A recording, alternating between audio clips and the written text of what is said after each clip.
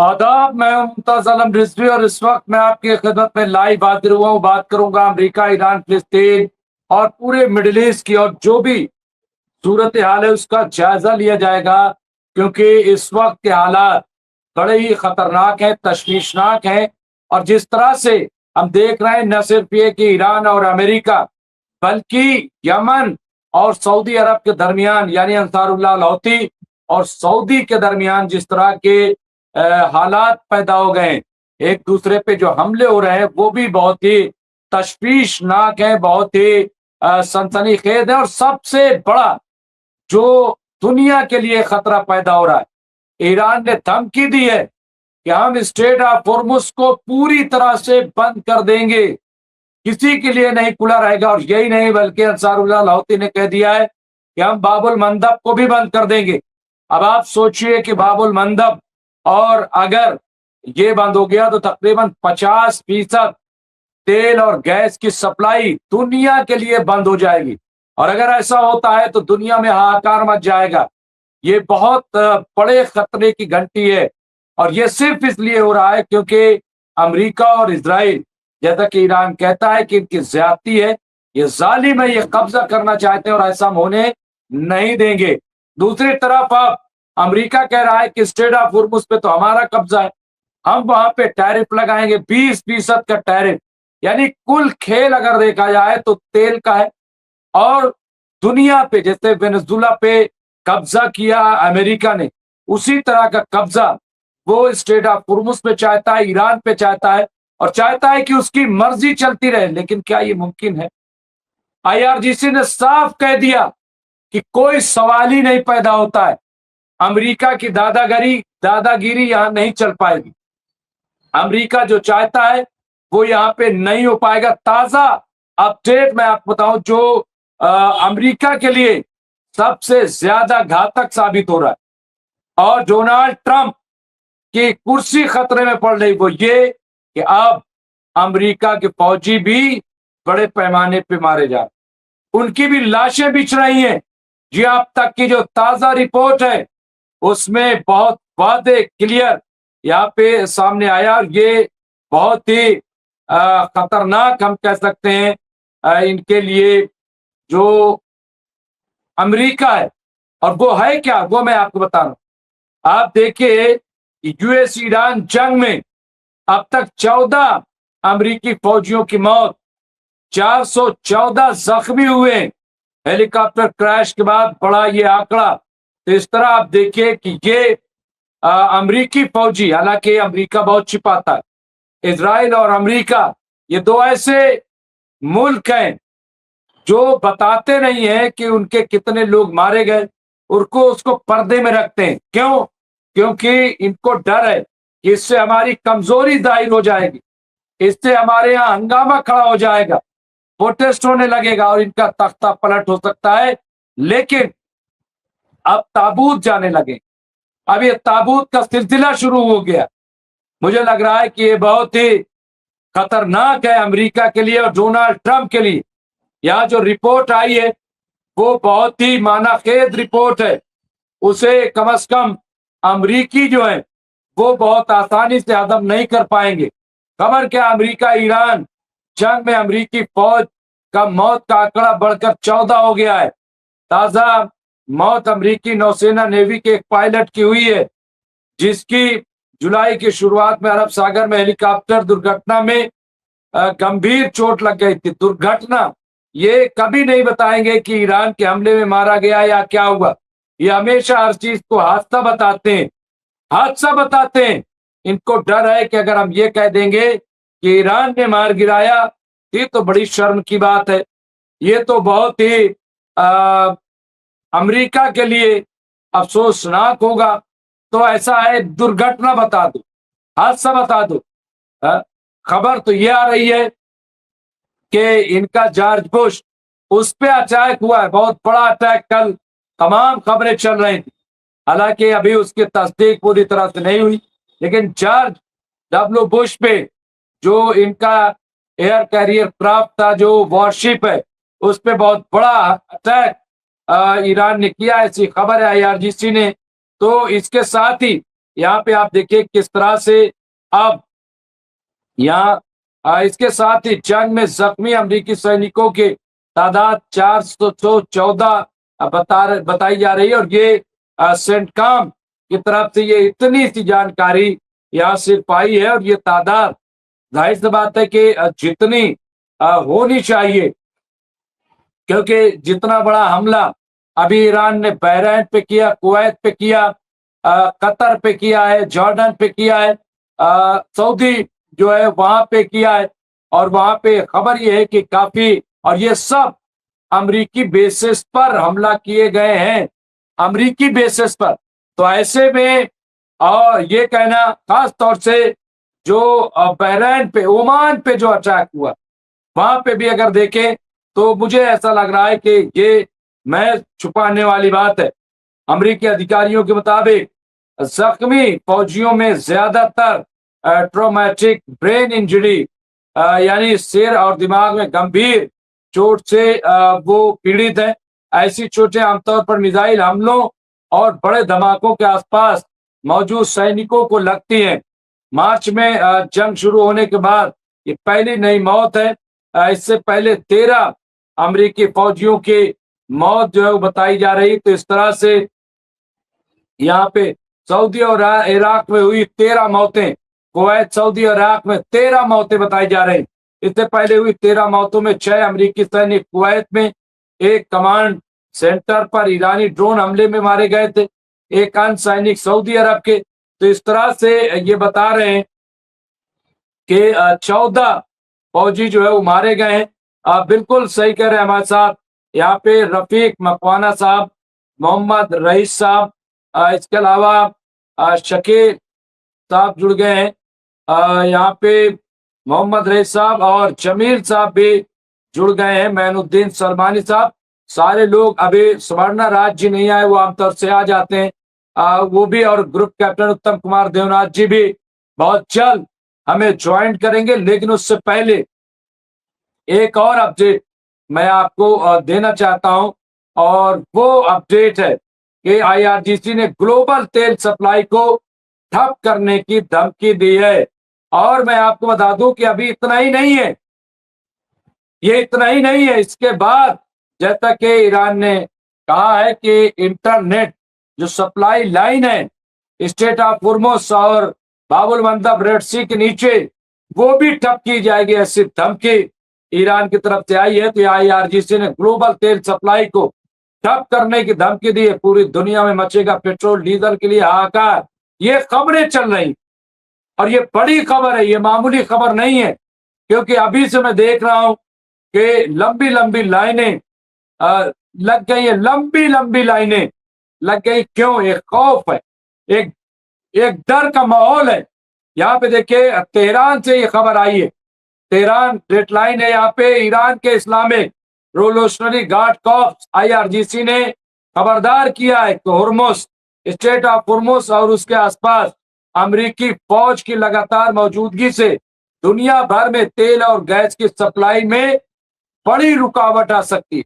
अब यहाँ पे ईरान ने पूरी तरह से इसके लिए अमेरिका को जिम्मेदार ठहराया। भाई यहाँ पे क्या जरूरत है, क्यों ये अमेरिकी फौज तैनात है, क्यों यहां से नहीं जाते? मिडिल ईस्ट में क्या जरूरत है? 750 पूरी दुनिया में अमेरिकी अड्डे क्यों बने हुए हैं? ये यहाँ पे कहा है। आईआरजीसी की चेतावनी उस वक्त आई है जब ईरान और अमेरिका के बीच फिर से जंग शुरू हो गई है।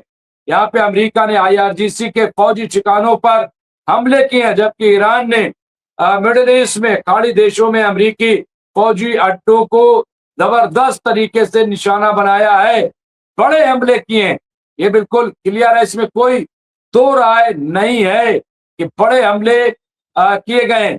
यहाँ पे आग बता दें कि युद्ध फिर से शुरू होने के बाद स्टेट ऑफ हुर्मुज से तेल सप्लाई फिर उसमें रुकावट पैदा हो गई है।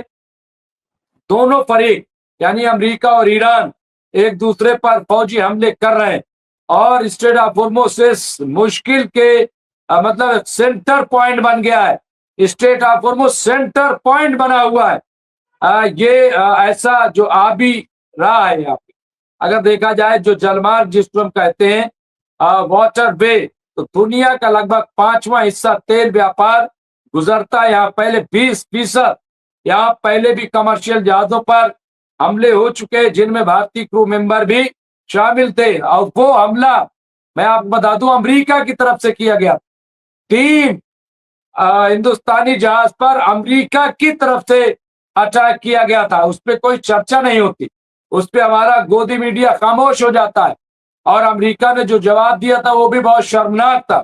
तो यहाँ पे ये आप देखिए ग्लोबल एनर्जी मार्केट में लंबे समय तक रुकावट आने का डर पैदा हो गया। और क्या कहा ईरान ने? ईरान ने कहा कि अगर ये पूरी तरह से बंद हो गया तो इसके लिए अमेरिका जिम्मेदार है और 200 प्रति बैरल डॉलर जो है ये बिकेगा तेल। तो ये भी क्लियर कट कह दिया है। यहाँ पे आप देखिए ये बहुत इंपॉर्टेंट है। यहाँ स्ट्रेट ऑफ हॉर्मुज पर आईआरजीसी की बड़ी चेतावनी है क्या, ये जानना बहुत जरूरी है। यहाँ ईरान के सरकारी मीडिया में शाया एक बयान में आईआरजीसी ने कहा है कि लगातार मुदाखलत से यानी दखलंदाजी से ग्लोबल ऑयल और गैस सेक्टर में बड़ी घटनाएं हो सकती हैं, बड़े हादसे हो सकते हैं। बहुत क्लियर कर दिया। इसमें यह भी कहा गया है कि स्ट्रेट ऑफ हॉर्मुज में अमेरिकी फौजी दखल को खत्म करना ही सामान शिपिंग ट्रैफिक को बहाल करने का एक वाहिद रास्ता है और इसको हम साफ करेंगे। हम नहीं मानेंगे। हम यहां से जब तक अमेरिकी फौज को जो घेराव किए हुए भगा नहीं देते तब तक हम रुकने वाले नहीं हैं। साथ ही चेतावनी दी है कि वॉशिंगटन के यहाँ पे कदमों से इंटरनेशनल एनर्जी मार्केट में अस्थिरता बढ़ सकती, यानी जिस तरह की हरकतें अमेरिका कर रहा है कुल मिलाकर के हम ये कह सकते हैं कि सीधे सीधे ईरान इसके लिए अमेरिका को जिम्मेदार ठहरा रहा, कह रहा है यहाँ पे जो कुछ हो रहा है उसके लिए सीधे सीधे अमेरिका जिम्मेदार है, उसके लिए ईरान जिम्मेदार नहीं है, अमेरिका जिम्मेदार है ये कहना है। तो यहाँ पे आप देखिए इस बीच अमेरिकी राष्ट्रपति डोनाल्ड ट्रंप ने ईरान पर अमेरिका की कयादत वाली यहाँ नौसैनिक नाकेबंदी को फिर से लागू करने का ऐलान कर दिया है। कहा और टैरिफ लगाने के यहाँ उन्होंने प्रस्ताव दिया है कि स्ट्रेट ऑफ हॉर्मुज से गुजरने वाले कार्गो पर 20% ट्रांजिट फीस लगाई जाएगी और सुरक्षा का नियंत्रण वॉशिंगटन अपने हाथ में ले ले। तो यहाँ पे ये देखिए वही जो मैं कह रहा था कि यहाँ पैसा कैसे कमाया जाए, कैसे। अब यहाँ पे ईरान ने तो मना किया था भाई, ईरान ने कहा था कि हमें सिर्फ इन्फॉर्म किया जाए, बाकी हम 2 महीने तक 60 दिन तक जब तक बातचीत चल रही है किसी से कोई फीस हम लेने वाले नहीं है। लेकिन अमेरिका की नीयत बहुत क्लियर थी। अमेरिका वहां से पैसा कमाना चाहता, अमेरिका वहां से दादागिरी दिखाना चाहता है और यही अब नीयत साफ हो गई। अब दुनिया देखे इस चीज को कि किस तरह से यहाँ पे टैरिफ की बात करके अमेरिका ने अपने चेहरे पर पड़ी नकाब को उलट दी और उसमें से एक ताजराना चेहरा बरामद हुआ, एक बिजनेसमैन का चेहरा, ये हम देख सकते हैं। तो यहाँ पे आप देखिए ट्रंप का तर तक दुनिया के सबसे व्यस्त शिपिंग रास्तों में से एक की सुरक्षा करने के बदले अमेरिका को मुआवजा मिलना चाहिए। भाई खतरा क्यों है? खतरा ही तो आपके वजह से है, आपकी वजह से। वरना ईरान किसको, इससे पहले क्या जहाज नहीं गुजरते? इससे पहले वहां से सारे जहाज गुजरते थे, कोई टैरिफ नहीं था। लेकिन अमेरिका के हमले ने, जो गलत हमला था ईरान पे, आपने सुप्रीम लीडर को मार दिया, टॉप लीडरशिप को आपने मार दी। हाँ भाई क्यों? क्यों आपने टॉप लीडरशिप को मारी? क्यों आपने बातचीत के दौरान हमला किया? और खतरा आपको है, बाकी किसी को वहां से नहीं है। लेकिन आपकी मंशा ठीक नहीं, आप कब्जा करना चाहते हो। लेकिन क्या ये ईरान होने देगा? क्या टैरिफ लगाने देगा? ईरान ने बहुत साफ साफ कह दिया है। क्या इस जंग का इजराइल पूरा पूरा फायदा उठा रहा है? जमील साहब मैं आपको बता दूं, कोई फायदा नहीं उठा रहा। क्या फायदा उठाएगा? अब इजराइल में चुनाव होने वाला है और कोई भी अचीवमेंट ना तो अमेरिका का हो सका है और ना इजराइल का हो सका। कोई अचीवमेंट, हमास वैसे ही कि वैसे ही बनी हुई है, हिजबुल्लाह वैसे ही कि वैसे ही है और अंसारुल्लाह लाहौती वैसे ही कि वैसे ही है। ठीक है, हमले हुए, लोग मारे गए, लेकिन क्या ये हम कह सकते हैं कि पूरी तरह से इन्होंने डिस्ट्रॉय कर दिया है? नहीं किया है। तो इसलिए मुझे लग रहा है इस चीज को देखना जरूरी है। और ये नाकामी है इजराइल की।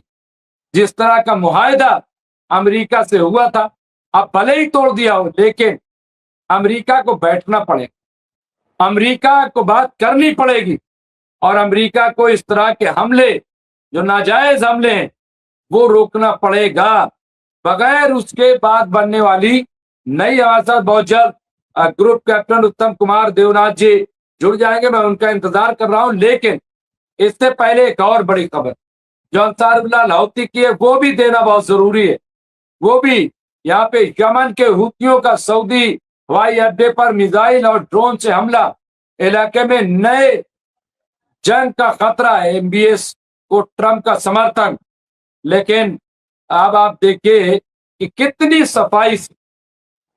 कितनी सफाई से यह अमेरिका काम करता है। और अब देखिए यहाँ पे ईरान समर्थित यमन के अंसारुल्लाह लाहौती ने सऊदी अरब के एयरपोर्ट पर मिसाइल और ड्रोन से हमला किया है।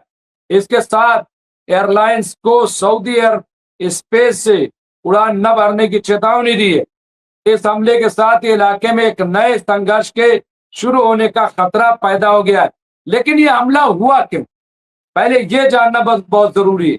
आपको पता है कि यमन से लोग गए थे आयतुल्लाह सैयद अली खामनाई की तशय्ये जनाजा में, वो लौट रहे थे, उनका जहाज जो है वो लौट रहा था और सना में वो जहाज को उतरना था। लेकिन इस दौरान हमला कर दिया सऊदी अरब। अब सऊदी अरब किसके कंट्रोल में है, क्यों हमला कर दिया, क्या हमला करना था नहीं करना था, लेकिन कर दिया।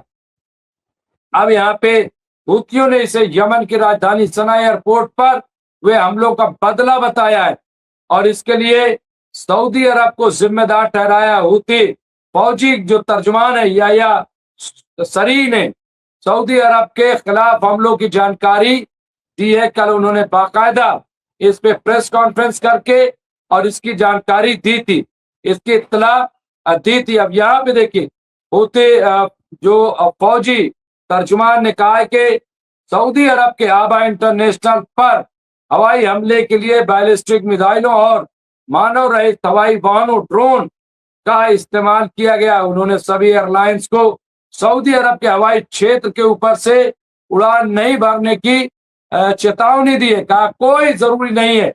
ये आप देखिए यहाँ पे सरी ने कहा कि जब तक सना हवाई अड्डे पर प्रतिबंध नहीं हटाए जाते तब तक इस चेतावनी यानी ये जो ऐलान किया है ये ऐलान बाकी रहेगा और जो भी गुजरेगा उस पे हमला किया जाएगा। खुल्ला ये कह दिया का किसी तरह का कोई हमारे साथ ग्रुप कैप्टन साहब जुड़ रहे हैं, मैं उन्हें स्क्रीन पर लेकर के आऊंगा। लेकिन यहाँ पे हूथी और सऊदी अरब के बीच ताजा तनाव सना हवाई अड्डे पर हवाई हमले के बाद शुरू हुआ है। तो यहाँ पे आप देखिए काफी अफरा तफरी का माहौल है। हालांकि कोई ऐसी रिपोर्ट फिलहाल नहीं आई है जिससे कहा जाए कि कितने लोग मरे, लेकिन हालात बड़े कशीदा हैं, इसमें दो राय नहीं। हमारे साथ ग्रुप कैप्टन साहब जुड़ गए, उत्तम कुमार देवनाथ जी एक दूसरे चैनल पे थे। यहाँ पे रशिया का यहाँ पे ट्रूसडे एयरक्राफ्ट तेहरान में पहुंच चुका है और चाइना के भी जहाज ईरान पहुंच रहे हैं। अब रशिया और चाइना खुलकर जंग में आ रहे हैं और ये बहुत बड़ी बात है। खुलकर अगर रशिया और चीन ईरान के साथ खड़े हो गए तो फिर मुझे लग रहा है कि पसीने छूटेंगे अमेरिका के। आपकी खिदमत में हाजिर होंगे और जो भी अपडेट होगी वो हम आपसे शेयर करते रहेंगे। तो देखते रहे एमएमसी न्यूज इंडिया। बहुत बहुत शुक्रिया। जय हिंद, जय भारत, जय संविधान। खुदा हाफिज।